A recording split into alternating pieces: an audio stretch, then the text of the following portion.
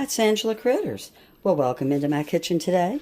We're going to have some fun making funeral potatoes. They come together in a flash. We have everything we need right here. To start off, we've got diced hash brown potatoes. We're using a whole 32-ounce bag. And then we're using a can of cream of chicken soup, a little over a cup of grated cheddar. I'm using a Vermont sharp white. I've got half a cup of cream. I've got one small onion that I sauteed. And spices that we're going to add in. We're going to put in some cowboy butter by Kinder's. I'm going to do a little bit of Himalayan pink salt, a little bit of pepper, a teaspoon of mustard, dry, a teaspoon of garlic, and some onion powder. So you just use whatever spices you like, but it does definitely call for dry mustard, regardless of the other ones, and salt and pepper. So we're going to mix up the soup and everything that you see except for 3 tablespoons of melted butter with a cup and a half of cornflakes. They're going to go on top. So let's go ahead and dump in. Well, all right, so we've got our diced potatoes in. You can also use grated potatoes, shredded. You can use fresh potatoes that you dice or grate. And if you do, soak them in a little bit of water first, get the starch out. So we got our onion in. And I'm going to go ahead and mix my spices in first. And let them get on top of those potatoes.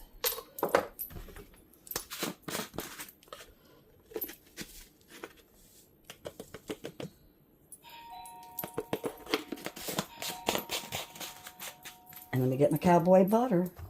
Oh, I found this at Costco. It was worth joining Costco just for it. It's incredible. It's Dijon mustard, butter, chili flakes. It's so good. A little salt. And some pepper. And we've got our oven preheated to 350. This is such a delicious dish. I'm sure you might have had it, but maybe it wasn't called funeral potatoes. It could have been called Hashbrown Casserole, maybe. But it's really good. So I just put in my cream. And we're going to put in our cream of chicken. You can use cream of mushroom, cream of celery, just whatever cream soup you have on hand. And make sure and get all of it out, because we sure don't want dry potatoes. I probably should have put my cream in here and stirred it around to get all of it.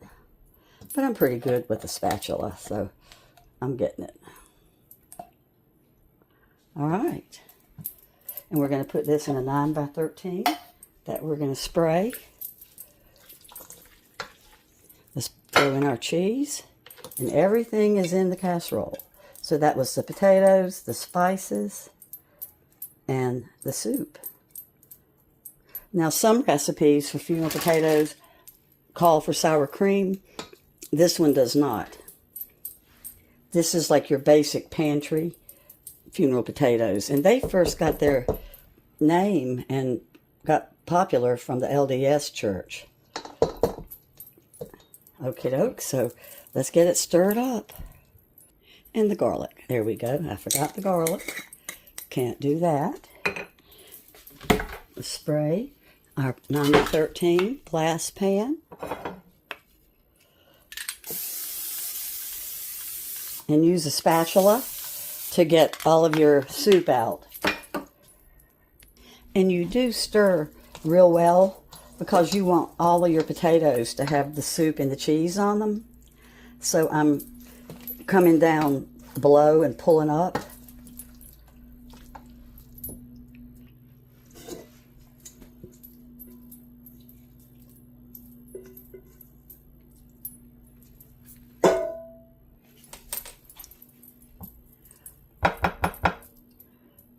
Let's get some of that soup off the edge. I don't want to lose any of my good soup. But we're just going to throw that part away.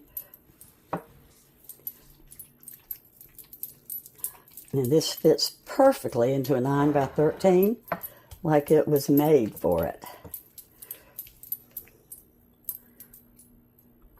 And then we've got our cornflakes. Whoop.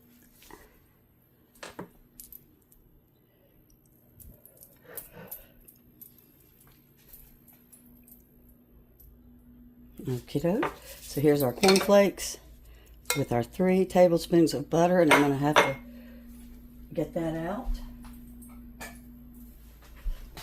with my spatula. It had cooled off a little bit. If you need more butter, you can use it.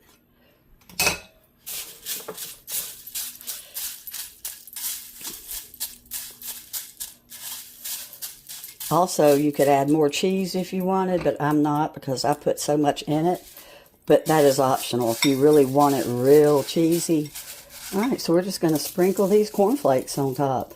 You won't believe how good this is. The buttery cornflakes just give it something. And it's going to cook for about 25 minutes, I think. I'm going to keep my eye on it and set the timer.